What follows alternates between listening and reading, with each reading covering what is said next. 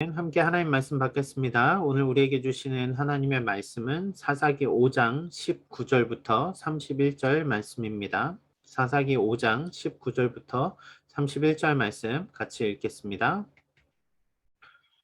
왕들이 와서 싸울 때 가나안 왕들이 무기또 물가 다안악에서 싸웠으나 은을 탈취하지 못하였도다. 별들이 하늘에서부터 싸우되 그들이 다니는 길에서 시스라와 싸웠도다. 기송강은 그 무리를 표류시켰으니 이 기송강은 옛 강이라. 내 영혼아 내가 힘 있는 자를 밟았도다. 그때 군마가 빨리 달리니 말굽 소리가 땅을 울리도다. 여호와의 사자의 말씀에 메로스를 저주하라. 너희가 거듭거듭 그 주민들을 저주할 것은 그들이 와서 여호와를 돕지 아니하며 여호와를 도와 용사를 치지 아니함이니라 하시도다. 벤 사람 헤벨의 아내 야엘은 다른 여인들보다 복을 받을 것이니 장막에 있는 여인들보다 더욱 복을 받을 것이로다. 시스라가 물을 구하매 우유를 주되 곧 엉긴 우유를 귀한 그릇에 담아 주었고 손으로 장막 말뚝을 잡으며 오른손에 일꾼들의 방망이를 들고 시스라를 쳐서 그의 머리를 뚫되 곧 그의 관자놀이를 꿰뚫었도다. 그가 그의 발 앞에 구부러지며 엎드러지고 쓰러졌고 그의 발 앞에 구부러져 엎드려져서 그 구부러진 곳에서 엎드려져 죽었도다. 시스라의 어머니가 창문을 통하여 바라보며 창사를 통하여 부르짖기를 그의 병거가 어찌하여 더디 오는가 그의 병거들의 걸음이 어찌하여 늦어지는가 하매 그의 지혜로운 시녀들이 대답하였겠고 그도 스스로 대답하기를 그들이 어찌 노량물을 얻지 못하였으랴 그것을 나누지 못하였으랴 사람마다 한두 처녀를 얻었으리로다. 시스라는 채색 옷을 노력하였으리니 그것은 수놓은 채색 옷이리로다. 곧 양쪽에 수놓은 채색 옷이리니 노력한 자의 목에 꾸미리로다 하였으리라. 여호와여 주의 원수들은 다 이와 같이 망하게 하시고 주를 사랑하는 자들은 해가 힘있게 도둠받게 하시옵소서 하니라. 그 땅이 40년 동안 평온하였더라. 아멘. 오늘도 이 아침 기도의 자리 가운데 나온 여러분들 환영하고 축복합니다. 오늘 사사기 5장 말씀을 통해서 시대를 분석하는 눈, 시대를 관통하는 눈이라는 말씀을 함께 나누고자 합니다. 말씀 가운데 큰 은혜 드는 누리는 시간 되기를 소원합니다.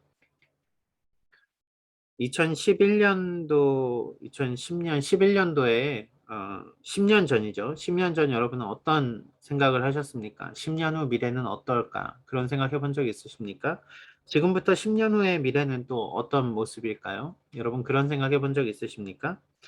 2011년도에 저는 제가 신학을 하기 전에 직장 생활을 하고 있었는데 그때 읽었던 책이 기억이 났습니다. 이런 책이었습니다.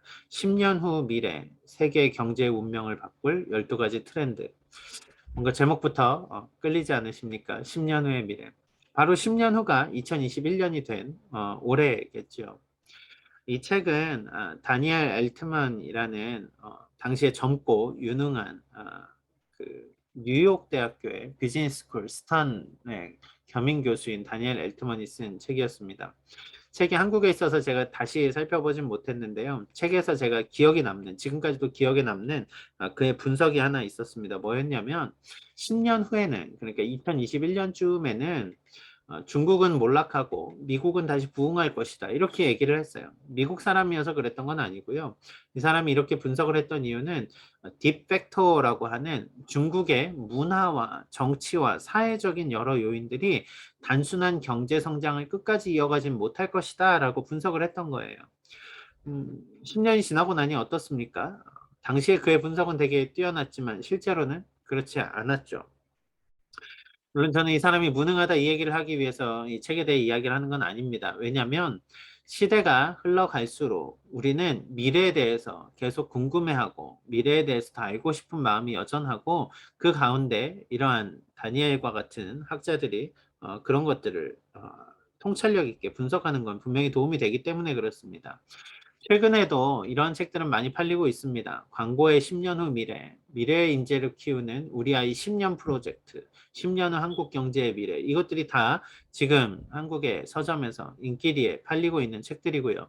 매년 1월이 되면, 자, 12월 말부터 1월이 되면 한국의 베스트셀러 1위를 기록하는 책이 있습니다. 어떤 책인지 아십니까? 트렌드 코리아라는 책입니다.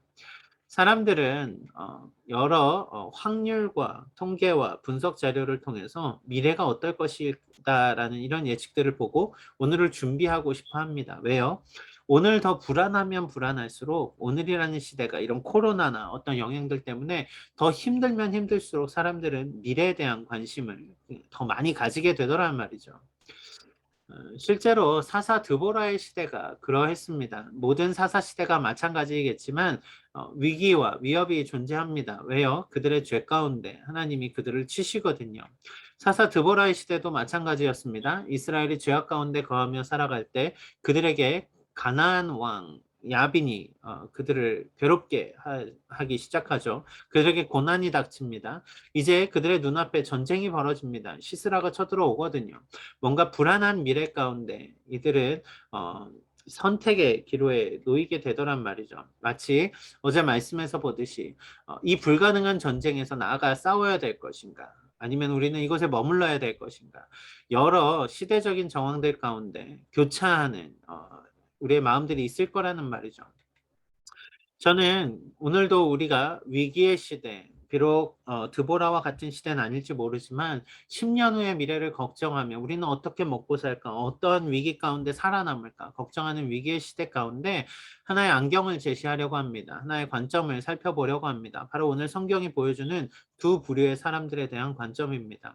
첫 번째는 시대를 분석하는 사람들입니다. 마치 10년 후는 어떨 것인가, 여러 분석 자료들을 놓고 최고의 준비를 하는 그런 사람들이죠. 시대를 분석하는 사람들이 있는가 하면 또는 성경에 이러한 사람들이 등장합니다. 시대를 관통하는 사람들입니다. 시대를 아우르는, 시대를 넘어서는 사람들이 나오더라는 이야기죠. 저는 오늘 말씀을 살펴보면서 우리가 시대를 분석하는 이 단계를 넘어 시대를 관통하는 정말 하나님의 자녀로서의 삶을 살기를 기대하는 마음으로 오늘 본문 속의 메시지를 발견하기를 소원합니다. 함께 말씀 가운데 큰 은혜 누리는 여러분 모두가 되시기를 주님의 이름으로 축원합니다. 어제까지의 말씀을 보면 드보라에 대한 기사, 드보라 사사 드보라 시대에 대한 기사들이 계속해서 연장선상에서 이야기가 나오고 있습니다.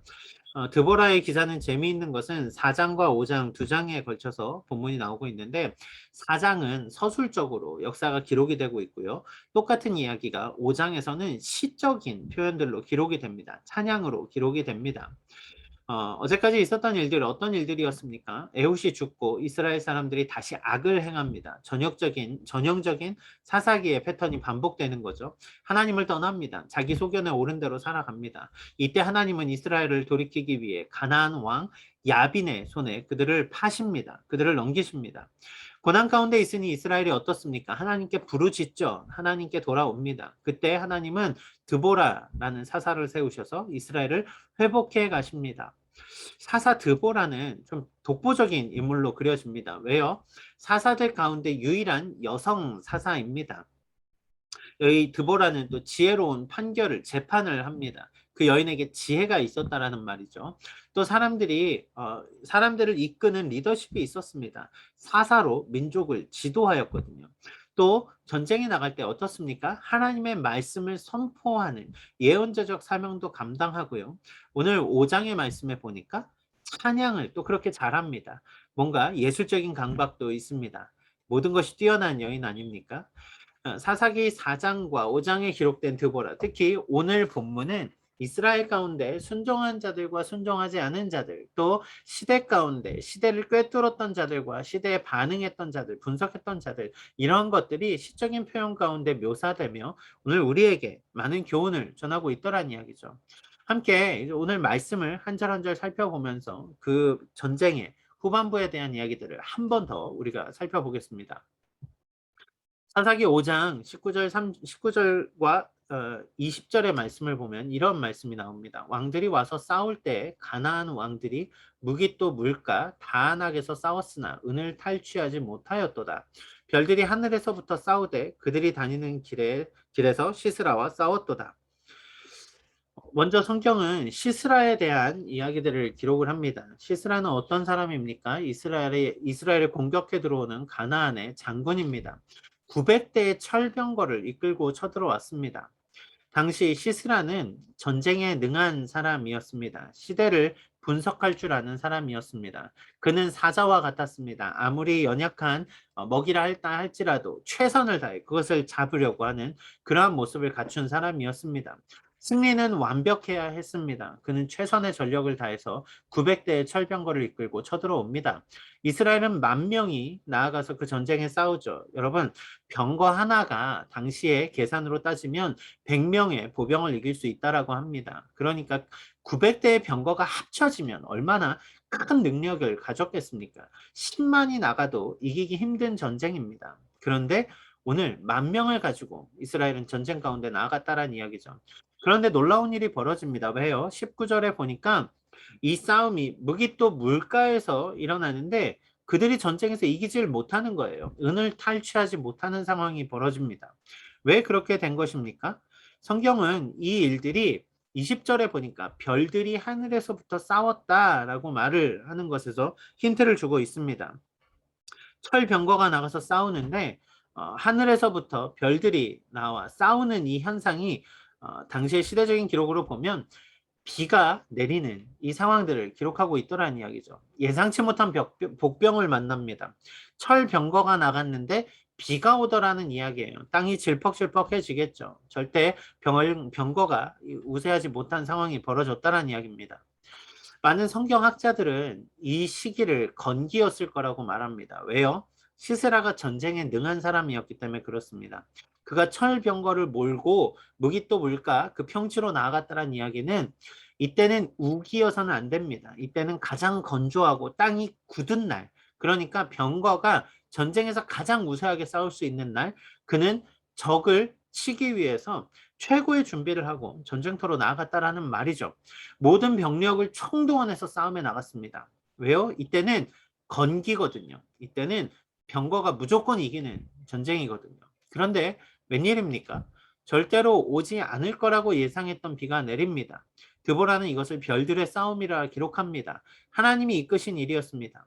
시스라는 최고의 준비를 하여서 나와왔지만 그는 이 시대를 분석하는 최고의 눈을 가졌지만 하나님이 내리시는 비 앞에서 옴싹달싹하지 못하는 상태에 이르게 됩니다. 결국 900대의 철병거는 이 내리는 쏟아지는 비 가운데 질퍽한 땅 가운데서 그들의 힘도 발휘하지 못하고 모두 전멸하게 됩니다. 유례없는 패배를 기록합니다. 한 나라의 전력이 이 싸움에서 무너져 내립니다. 이 전쟁에서 승리하는 시스라와 싸우신 하나님을 그 드보라는 이렇게 찬양을 하죠. 21절입니다. 기손강은 그 무리를 표류시켰으니 이 기손강은 옛 강이라. 내 영혼아 내가 힘 있는 자를 밟았도다. 내가 힘 있는 자를 밟았도다. 이스라엘은 힘 있는 자가 아니었습니다. 힘 있는 자는 시스라였습니다. 그런데 이스라엘이 하나님을 의지하였을 때 그들을 밟게 됩니다. 실제로 이 힘 있는 자를 밟았도다라는 표현은 여기 영어 표현이 좀 더 정확하게 나오는데요. 나의 영혼아 힘을 다해 행진하라 이 이야기입니다. 우리가 우리의 힘으로 나아가서 싸울 수 있는 전쟁이 아니었지만 하나님은 이 전쟁에서 승리하게 하셨다라는 이야기입니다. 하나님의 말씀을 붙들고 섰을 때 이스라엘은 하나님의 놀라우신 능력으로 자신들이 이길 수 없던 철병거와의 싸움에서 승리하게 되더란 말이죠. 상당히 어려운 시기였습니다. 이때가 어떤 시기입니까? 가나안 가운데 고난을 받던 시기입니다. 그들이 쳐들어와서 이스라엘을 멸망시키기 위해 쳐들어온 아주 어려운 전쟁이었습니다. 그러한 시기 가운데 이스라엘은 어떻게 승리합니까? 하나님을 붙들었을 때 승리하게 되더란 말이죠. 여러분, 우리의 일상에도 오늘 우리는 수많은 전쟁과 같은 상황들을 마주하게 됩니다. 삶이 투쟁입니다. 내일 더 잘 살기 위해서 오늘 우리는 달려가야 되고 싸워야 됩니다. 그런데 여러분, 세상에서는 세상을 바라보는, 세상을 분석할 수 있는 능력을 가져야 된다라고 자꾸 우리에게 이야기를 합니다. 그러다 보니까 오늘 한국의 젊은 세대들은 어떻게 합니까? 빚을 내서라도 주식에 투자를 합니다. 영혼까지 끌어다가 투자를 해야 된다라고 영끌 그렇게 말을 하죠. 여러분 젊은 부부들 어떻게 해야 됩니까? 무조건 집을 사야 된다라고. 안 그러면은 나중에 집세에 치여서 아무것도 모으지 못할 거라고 이렇게 말을 하죠. 호주도 마찬가지 아닙니까? 이 코로나 가운데 가만히 있으면 망한다고. 뭔가 우리가 지금 뭔가를 하지 않으면 안 될 거라고. 세상에서 뭔가 뒤처지면 안 된다고. 더 많이 스펙을 갖춰야 된다라고 우리에게 얘기를 하죠. 그런데 여러분 이 세상이 떠미는 그 상황들을 우리가 자꾸 분석하면 분석할수록 우리는 무엇을 준비하게 되는지 아십니까? 바로 시스라가 했던 철병거를 준비하게 되더란 말이에요.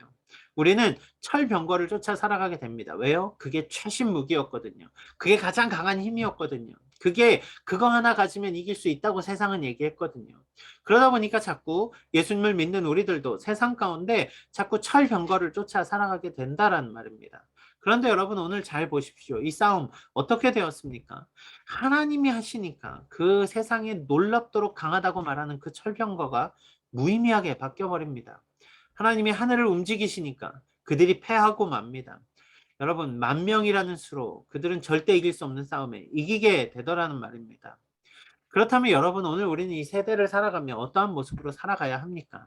나를 풍요롭게 만들 철병거를 쫓아 살아야 됩니까? 아니면 우리는 연약하지만 우리를 강하게 하실 하나님을 붙들고 살아야 됩니까? 하나님을 쫓아야 되지 않겠습니까? 우리가 이길 수 없는 싸움입니다. 전쟁은 우리가 이길 수 있는 그러한 것이 아무것도 없습니다. 하지만 하나님을 의지할 때, 하나님의 말씀을 순종하며 나아갈 때, 하나님을 붙들고 살아갈 때 우리는 세상을 이기는 능력을 삶으로 살아가게 된다는 말입니다. 오늘 여러분의 삶은 무엇을 걱정하십니까? 무엇을 먹을까, 무엇을 마실까를 걱정하십니까? 우리 철병거를 기대하지 맙시다. 우리 오늘 하나님의 말씀을 붙들고 그렇게 믿음으로 서는 여러분 모두가 되시기를 소원합니다. 이어지는 말씀은 두 번째 세상을 분석했던 사람과 하나님을 쫓았던 세상을 관통했던 한 여인의 기사를 다룹니다. 24절 말씀입니다. 겐 사람 헤벨의 아내 야엘은 다른 여인들보다 복을 받을 것이니 장막에 있는 여인들보다 더욱 복을 받을 것이로다. 여기 겐 사람 헤벨의 아내 야엘이라고 나옵니다. 겐 사람 헤벨, 겐 사람 헤벨이라고 하면 누구입니까? 이 야엘과 함께 소속된 이 지파가 겐 족속이라는 말입니다. 겐 족속은 성경에 어디서 나오냐면요. 모세의 장인 이드로가 속한 족속을 겐 족속이라고 말합니다. 그들은 이스라엘과 함께 거주했습니다. 모세의 장인 이드로의 아들 호밥이 호밥이 이들과 함께하면서 성막을 짓고 성막 가운데 함께 거하고 광야 생활을 하며 그렇게 살아오지 않았습니까? 그런데 이들이 겐 사람 헤벨이 시대의 위기 가운데 마음이 변하게 됩니다. 어떻게 변했습니까? 앞선 4장 17절에 보니까 이렇게 나오죠. 시스라가 걸어서 도망하여 겐 사람 헤벨의 아내 야엘의 장막에 이르렀으니 이는 하솔 왕 야빈과 겐 사람 헤벨의 집 사이에는 평화가 있습니다. 하솔 왕 야빈, 가나안 왕 야빈과 헤벨이 평화롭게 지냈다는 이야기예요. 왜요? 지금 대세는 가나안이었거든요. 가나안이 이스라엘을 쳐들어오니까 이스라엘과 함께 해야 될 그 겐 족속인 헤벨이 이스라엘과 함께 하지 않고 가나안 땅에 붙은 것입니다. 그는 이스라엘을 죽이기 위해 철병거를 동원할 수 있는 힘을 가진 가나안에 빌붙었던 것입니다. 여러분 얼마나 안타까운 일입니까? 힘 앞에 굴복되고 그 굴복된 힘 앞에서 자신의 그 민족성조차 잃어버린 헤벨 얼마나 안타깝습니까? 그런데 헤벨의 아내 야엘은 이 두 세대 앞에서 좀 다른 결정을 하게 됩니다. 무엇입니까? 오늘 본문에 보니까 본문 25절에 이렇게 나오죠. 시스라가 물을 구하매 우유를 주되 곧 엉긴 우유를 귀한 그릇에 담아 주었고. 시스라가 안전을 위해서 도망왔을 때 야엘은 이 두 가지 선택 가운데 결단을 합니다. 야엘이 지금 시스라를 도와주면 가나안 왕에게 큰 은혜를 입을 것입니다. 하지만 시스라가 여기서 죽으면 겐 족속으로서 그들의 정체성이 회복이 되겠죠. 여인은 시스라의 마음을 놓게 합니다. 시스라는 물을 구했는데 우유를 줍니다. 그것도 엉긴 우유라고 하는 이런 그 우유를 약간 끓여서 엉기게 만들어서 치즈와 같은 상태에 좀 더 고급진 그런 것을 내어줍니다. 그것도 어디에 담아줍니까? 그릇에 담아줍니다. 영어 성경에 보면 노블스 보울입니다. 아주 귀한 그릇에 담아줍니다. 시스라는 철저한 사람이었습니다. 치밀한 사람이었습니다. 하지만 그 야엘의 접대 가운데 그는 마음을 놓게 됩니다. 그리고 그가 그 안에서 쉼을 누리죠. 이때 어떤 일이 벌어집니까? 야엘이 손으로 장막 말뚝을 잡아서 그의 망치로 시스라의 머리를 쳐서 머리를 뚫는데 그 관자놀이를 꿰뚫고 그가 한 번에 죽게 됩니다. 마음을 놓고 잠든 시스라, 그때 야엘은 그를 죽입니다. 이스라엘에 넘겨줍니다. 그리고 자신이 있어야 할 곳으로 다시 돌아갑니다. 야엘의 도전은 이 모든 전쟁의 영광이 한 여인에게 돌아가도록 하는 그 놀라운 이름이 올리게 되는 그 영광이 바로 이 상황 가운데 벌어지게 됐다는 이야기죠. 여러분 잘 보십시오. 된 사람 헤벨은 자신의 정체성을 버렸습니다. 하지만 야엘은 자신의 정체성을 바로 잡습니다. 무엇입니까? 하나님의 백성과 함께하는 자들, 축복의 언약 안에 있는 자들이라는 말입니다. 여러분, 야엘은 자신이 머물러야 될 자리를 알았다라는 이야기입니다. 여러분은 오늘 어떠한 자리에 머물고 계십니까? 우리가 있어야 할 자리는 어디입니까? 세상과 세상에서는 세상적인 방법으로 살고 교회에서는 교회에 와서 그리스도인이라고 말하며 살아가는 그 이중적인 생활을 우리는 하고 있지 않습니까? 여러분 실은 우리가 이중적인 생활을 하는 이유가 어디에 있습니까? 세상이 두려워서 그런 거 아닙니까? 세상에서는 세상의 방법대로 세상의 뜻대로 살아야 되니까 세상이 굴복해서 살기 때문에 그런 것 아닙니까? 마치 헤벨이 자신의 정체성을 버리고 오늘 먹고 살기 위해서 가나안을 붙잡았듯이 오늘 우리는 혹시 그러한 삶을 살아가고 있지 않습니까? 우리가 있어야 할 자리, 여러분 그 자리에 있을 때 우리는 세상을 이기는 놀라운 은혜의 영광의 모습을 나타낼 수 있게 된다란 말입니다. 여러분 우리는 빛으로 부름을 받은 사람들입니다. 우리는 세상 가운데 소금입니다. 여러분 오늘 우리는 세상에서 세상에 끌려 살아가는 자들이 아니라 세상을 관통하는 놀라운 은혜, 복음의 말씀의 능력을 선포하는 그러한 사람들이 바로 우리라는 정체성을 가진 그리스도인이란 말입니다. 세상 속에서 여러분이 있어야 할 자리를 바로 찾으시길 소원합니다. 죄를 끊어내고 세상의 그 모든 우리의 시선을 빼앗는 것들을 끊어내고 야엘의 담대함을 가지고 우리의 삶에서 그 하나님의 영광을 나타내는 여러분 모두가 되시기를 주님의 이름으로 축원합니다. 이어서 본문 말씀은 멸망하는 자들에 대한 세상을 제대로 분석했던 자들에 대한 그 마음이 얼마나 헛된 것인가를 우리에게 보여줍니다. 28절 30절 말씀인데요. 시스라의 어머니가 창문을 통하여 바라보며 창사를 통하여 부르짖기를 그의 병거가 어찌하여 더디 오는가 그의 병거들의 걸음이 어찌하여 늦어지는가 하매 그들이 어찌 노량물을 얻지 못하였으랴 그것을 나누지 못하였으랴 사람마다 한두 처녀를 얻었으리로다 시스라는 채색 옷을 노략하였으리니 그것은 수놓은 채색 옷이로다 곧 양쪽에 수놓은 채색 옷이리니 노략한 자의 목에 꾸미리로다 하였느니라. 시사라의 어머니가 아들이 조금 늦습니다. 왜 오지 않는가 하고 왜 병거가 더디 오는가 하고 바라봅니다. 왜요? 병거는 분명히 올 거거든요. 그만한 힘을 가진 자들이 없거든요. 29절에도 잠깐 나오지만 지혜로운 그 시스라의 어머니의 곁에 있는 여인들과 시스라의 어머니가 똑같이 이렇게 고백을 하는 거예요. 아니 내가 지금 쓸데없는 생각을 하지. 그들은 30절 말씀이요. 노량물을 얻어올 거야. 그들은 그 사람 군인 한 사람 한 사람이 한두 처녀를 얻어서 무슨 얘기입니까? 전리품을 얻어서 올 거라는 이야기입니다. 당연한 승리를 기대하고 바라보고 있습니다. 왜요? 너무나 당연한 결과를 기대하고 있으니까요. 어찌 보면 이거는 질 수 없는 전쟁이었거든요. 그런데 너무나 재밌는 건 무엇인지 아십니까? 900기의 철병거가 나아갔는데요. 모두가 한두 처녀를 얻어올 거라고 기대를 하고 있는데요. 실제로는 어떻게 됩니까? 드보라와 야엘, 한두 이스라엘의 처녀로 인해서 그들 군대가 전멸하게 됐다는 것입니다. 이들은 세상의 기대를 가지고 세상의 분석을 가지고 당연히 이길 거라고 기대하고 있지만 그 기대는 전혀 반대의 결과를 가져옵니다. 특별히 여기 그 시스라는 채색 옷을 노력하고 그 목에 꾸밀 것이라고 성경은 말하지만 결국 그는 어떻게 됩니까? 이 전쟁에서 그 목이 끊어지는 죽게 되는 결과를 가져오게 되더란 이야기죠. 세상이 아무리 뛰어나게 준비한다 하여도 그들의 생각으로 세상이 모든 것이 그들의 마음대로 되지 않습니다. 왜요? 그들이 하나님 앞에서는 한낱 아주 보잘것없는 것들에 지나지 않기 때문에 그렇습니다. 결국 이 전쟁은 어떻게 끝이 납니까? 31절 말씀입니다. 여호와여 주의 원수들을 다 이와 같이 망하게 하시옵고 주를 사랑하는 자들은 해가 힘있게 도둠 같게 하옵소서 하니라. 그 땅이 40년 동안 평온하였더라. 시대를 분석하던 사람들은 망하게 되었습니다. 왜요? 하나님을 대적하였거든요. 하지만 하나님과 함께하는 자들은 해가 힘있게 도둠같이 승리하는 것을 맛보게 됩니다.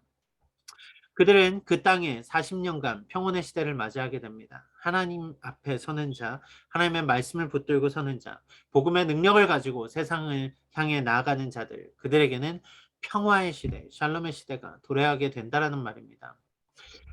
말씀을 정리해 보겠습니다. 저는 10년 후 미래라는 책에 대해서 여러분들에게 말씀드렸습니다. 10년 전 읽었던 10년 후 미래죠.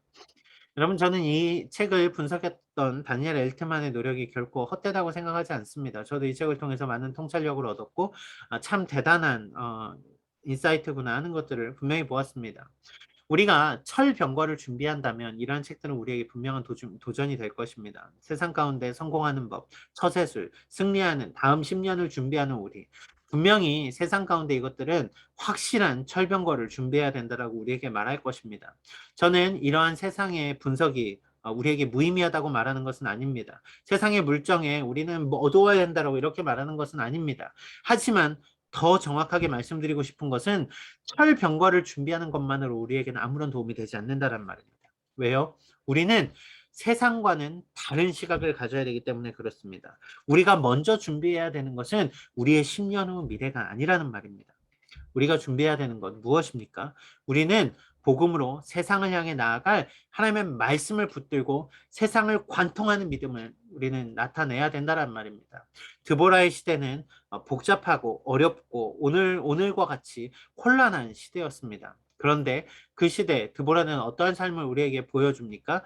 모든 세상의 능력이 동원된 전쟁에서 이 싸움이 우리의 것이 아니라는 것을 드보라는 믿음으로 나타낸 것 아닙니까? 드보라는 철병과를 의지하지 않았습니다. 드보라는 하나님을 의지했습니다. 이 세상을 살아가는, 이 세상을 관통하는 믿음의 삶을 살고 싶으십니까? 여러분, 이 싸움은 여전히 우리의 것이 아닙니다. 이 싸움은 이미 승리하신 예수 그리스도, 우리가 그 복음을 붙잡고 나아갈 때 우리는 이 세상 가운데 승리하는 싸움을 싸우게 될 것이라는 말입니다. 여러분은 무엇을 붙들고 오늘을 살아가십니까? 철병거입니까? 아니면 예수 그리스도입니까? 오늘 우리는 복음으로 하나님을 붙들고 나아갈 때 이 세대를 관통하는 세상 가운데 능력 있는 그리스도인 삶을 나타내는 여러분의 오늘 하루가 되실 것입니다. 그 믿음으로 오늘 승리하며 나아가는 여러분 모두가 되시길 주님의 이름으로 축원합니다. 기도하시겠습니다.